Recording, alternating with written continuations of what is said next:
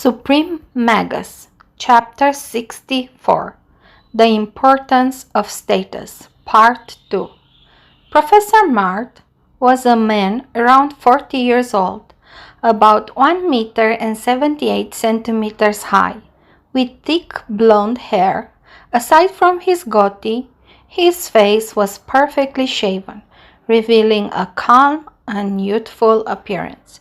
Judging from the bangs under his eyes and the slouching posture, it was evident that he lacked sleep.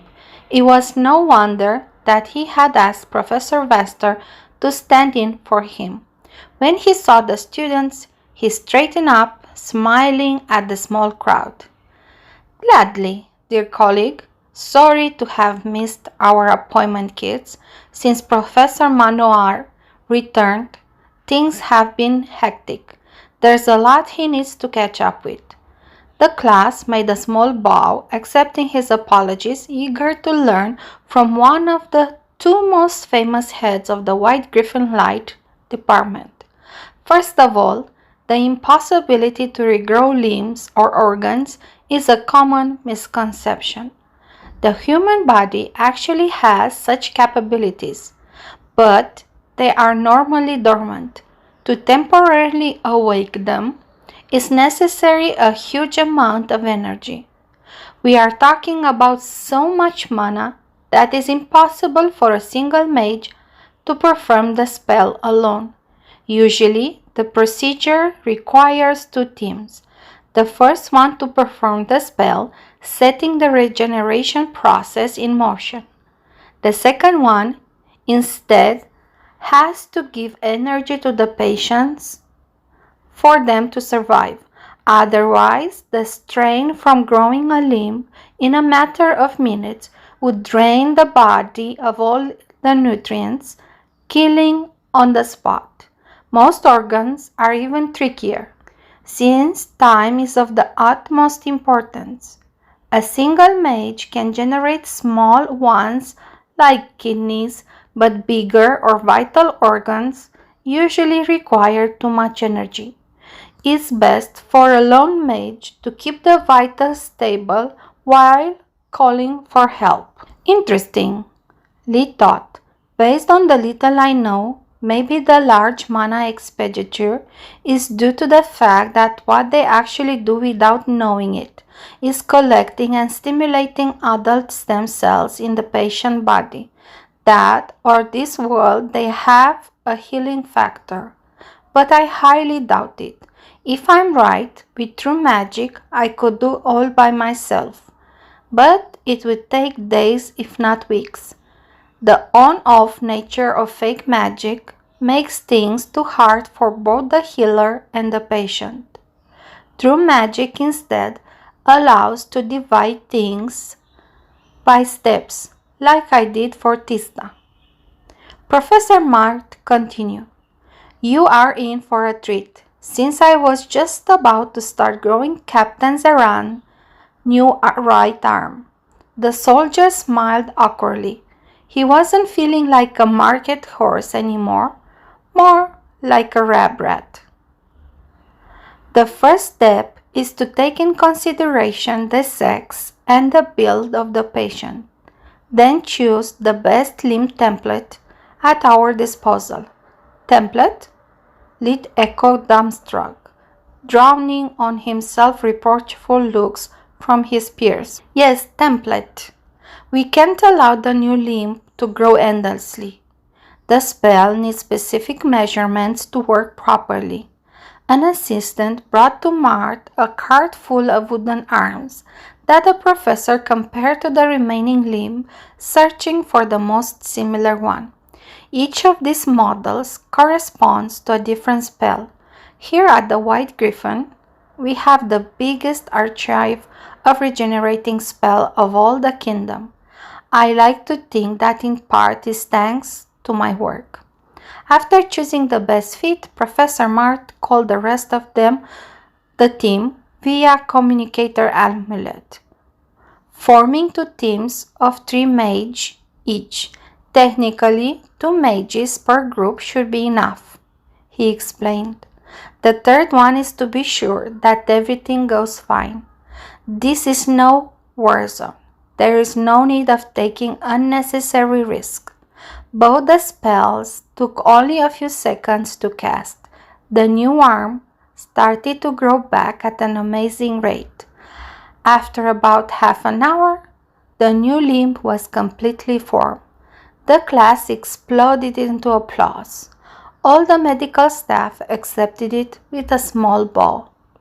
Captain Zaran was crying out of joy, flexing his new fingers.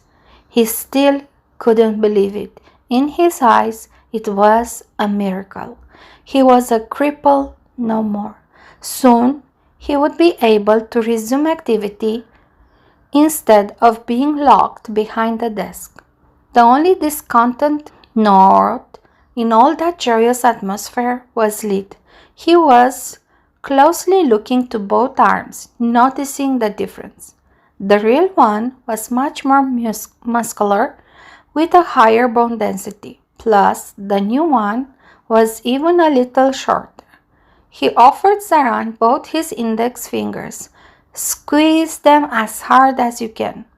After that test, he shook his head. Professor Mart, is it normal for a new arm to be so out of proportion and weak? He could see most of his classmates glaring or signaling him to shut up. Morons, he inwardly sneered. In any scientific field, researchers are always looking for curious people that make questions and challenge the standard knowledge. They have no need for trained monkeys that just follow orders. Without doubts, there is no progress, only stagnation. Kids are so naive. Yes, it is. It will take a couple of years of training and therapy. But after that, it should be as good as the old one. Good catch. It's rare seeing someone so young showing such attention to the details, instead of pestering me to teach him some spell. The praises made his class feel stupid as sheeps. Professor Vaster was giggling. I knew it. Poor Gold. Thank the gods for my neck. Why? Is there something wrong? What would you do differently? Mart asked. Lid pondered for a while before replying. He could not believe that such opportunity would have presented itself right off the bat. All those years spent preparing to teach Tista healing magic were about to get him an unexpected payoff. Professor, I do not mean to be rude, but how much do you know about anatomy? Professor Mart tilted his head by the side, surprised by the apparent silly question. I know everything I need, the shape and position of the bones, and where are the various organs, and so on. I'm a healer, not a doctor. I only need to know the necessary for magic to perform at its best. Realizing how shallow was their knowledge, Lid understood that the use of magic must have slowed down, if not completely stopped, the scientific progress in the kingdom. He wasn't disappointed, quite the contrary. It just made what he had to offer even more precious. Lid ripped off a blank page from his notebook and then used water magic to write down in detail one of his fake magic personal spells that he had created for Tista years ago. An image is worth 1,000 words, he said, handing the page to Professor Mart. Are you really willing to share your diagnostic spell with the Academy and the Kingdom? Professor Mart was dumbstruck, while Professor Vaster was pale as a ghost. He can't be that dumb. Why the heck is he giving up such an advantage against his competitors? Can my neck have finally failed me? He thought. It's not a diagnostic spell, Lid explained. It's something I created long ago to get a better understanding of the human body. I don't even use it anymore, but I think it could be critical to your research in this field. Both the professors sighed in relief. They both had seen too many talented youths so eager to please to make irreparable mistakes. Full of curiosity, Professor Mart studied the spell. It was really easy, without a doubt, a Tier 1 spell. Done. Now, please use it on Captain's original arm. After performing the hand sign perfectly, Professor Mart said, Venire Marcurt, generating a small whips of light that on contact suddenly enveloped the arm in a warm white light. His mind received streams of information that left him speechless. The spell was intentionally weaker, flawed, and inaccurate version of what Lid was able to see thanks to invigoration. The difference between the two were like heaven and earth. The spell was incapable of showing injuries to detect the mana flow or core or even the life force, to prevent Tista to accidentally stumble on true magic. Lid had made sure that everything was as he had planned. It had no hint about any of those elements. The only way to add them to the spell was rebuilding it from the scratch and knowing already what to look for. Its purpose was to teach Lid's sister anatomy in detail without dismembering humans like he did. As it was, Venire Marcourt did nothing more than show a fixed 3D imaging of the body part it was used on, giving the user a perfect understanding of the patient's body. This is Professor Mart was flabbergasted, considering all the possible application of the spell. You see, if I were in your shoes using this spell, hold that thought. Mart cut him short, running away with the page clenched in his fist. He turned after really a minute, dragging another man from the arm like a petulant child. No means no, the dragman screamed. You cannot disturb me every time some stupid noble is about to die, be it the king or his children. I don't care if I spend another hour with all that paperwork, it will drive me crazy. For the last time, no one is dying. Shut up and listen. Everyone was pointing to the new guy like he was some mythical beast. Purple Core, my money on him being Manowar, Solus yelled. Why do you keep trying to con me? What use do you have for money? While Lit and Solus were having a mind quarrel, Mart explained everything to Manowar, handing him the spell. After he performed it too, both professors looked at Lit with eyes full of expectation. Manowar was a man in his late 20s, with black hair and shades of silver. He was around 1 meter and 74 centimeters tall, with a slender build and stumble at least 3 days old. Please continue, said Mart. As I was saying, I would use this spell before sending the most valuable soldiers to the front to be able to recreate their original limbs if necessary arise. That would avoid all the side effects of the spell that you just showed me. Also, in cases like this one, I would take the information from the remaining arm to use it to generate a mirror image to replace the lost limb.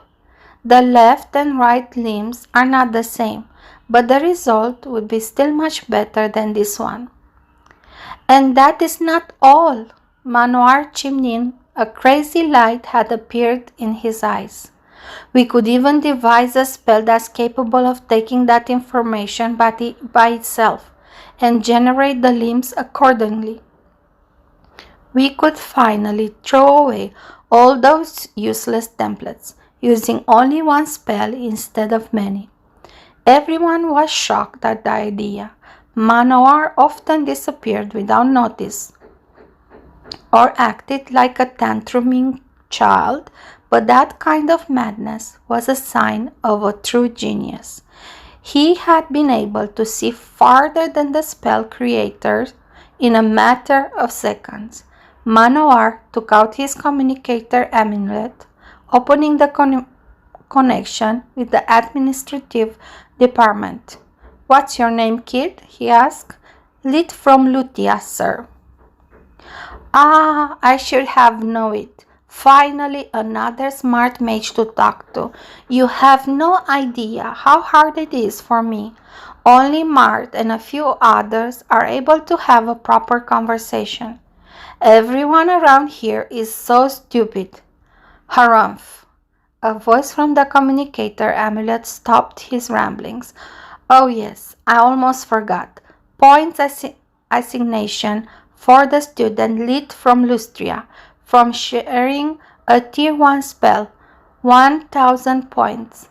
"1,000 points?" repeated the male voice from the communicator amulet in disbelief.